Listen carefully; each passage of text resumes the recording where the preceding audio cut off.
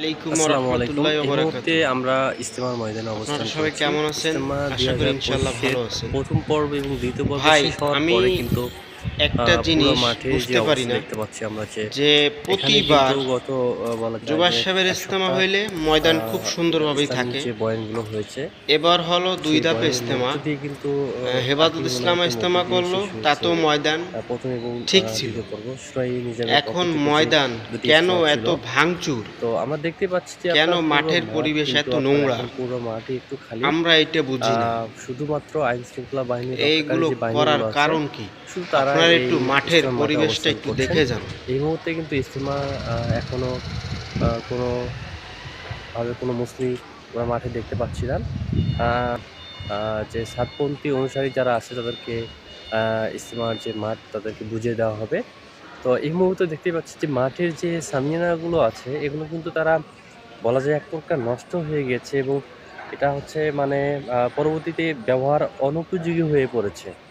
এটা কিন্তু আমরা লক্ষ্য করেছি এবং পুরো মাঠ আ বলা যায় একটু এই মুহূর্তে একটু ময়লা আবর্জনা এবং নোংরা হয়ে আছে। পরবর্তী যখন সাদপন্থী এবং সাদ অনুসারী যারা আছেন তারা কিন্তু এটা হচ্ছে আপনার নতুন করে ক্লিন করে পরিষ্কার করে কিন্তু আবারও তারা মাঠটা ব্যবহার করতে পারবেন। তো যারা অনেকেই জানতে চেয়েছিলেন যে মাঠের বর্তমান পরিস্থিতি এই মুহূর্তে দেখার জন্য তারা কিন্তু দেখতে পারেন এবং আমি দেখানোর চেষ্টা করতেছি। যতদূর চোখ যায় ততদূর কিন্তু আপনার বলা যায় এই মুহূর্তে ময়লা আবর্জনা দিয়ে একটু মানে হয়ে আছে। যেহেতু ২ টা পর্ব এখানে অনুষ্ঠিত হয়েছিল। তো আগামী ১৪, ১৫, ১৬ ফেব্রুয়ারিতে মাওলানা সাদ অনুসারী যারা আছেন তারা কিন্তু এই মাঠেই আবার তারা আ ইজতেমা পরিচালনা করবেন। তো আমরা একটু দেখার চেষ্টা করি এই পাশে যে দেখতে পাচ্ছেন যে মাঠে কিন্তু ফুল মাঠে একদম মানুষ নেই। পুরো মাঠই হচ্ছে খালি। পুরো মাঠই হচ্ছে আপনার বলা যায় আপনার মানে শুধুমাত্র ময়লা আবর্জনা এবং সামিয়ানা ছাড়া আর কিছুই কিন্তু আমরা দেখতে পাচ্ছি না। তো আগামী সন্ধ্যার পর থেকে শুক্রবার সন্ধ্যার পর থেকেই দেখা যাচ্ছে যে এটা হচ্ছে আপনার ফুল ক্লিন করা হবে এবং মাওলানা সাদু অনুসারী যারা আছেন তারা অবশ্যই এটা ক্লিন করে এবং তাদের মতো করে গুছিয়ে নেবেন।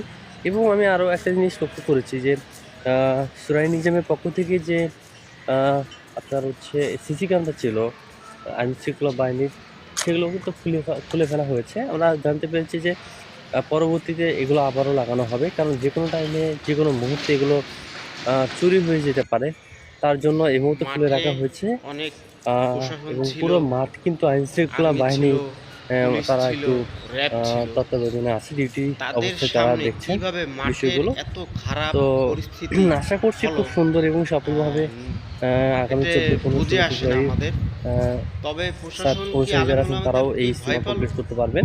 আপনার এবং আরেকটা আমি আলেমুল নিউজ আমাকে পেয়েছি ভয় যে পাওয়ার কোনো মানে নেই। সাতপন্থীরা কিন্তু আপনারা যারা একমাত্র আছেন ভয় তারা পাবেন কিন্তু আল্লাহকে। আগামী মাখলুককে আপনার কখনোই হচ্ছে ভয় পাবেন না। মাখলুক কোনো আগামী কিছু বছর এই করতে মাঠে পারে না আল্লাহর ইজতেমা হুকুম ছাড়া। করতে পারবেন না বলে গভর্নমেন্ট থেকে জানা গেছে। তো এখনো পরবর্তী যেটা সিদ্ধান্ত চেঞ্জ হতে পারে।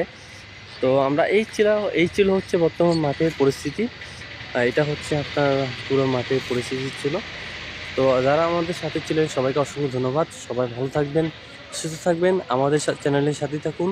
ইজতেমার সব আপডেট পেতে সাবস্ক্রাইব করুন। আসসালামু আলাইকুম।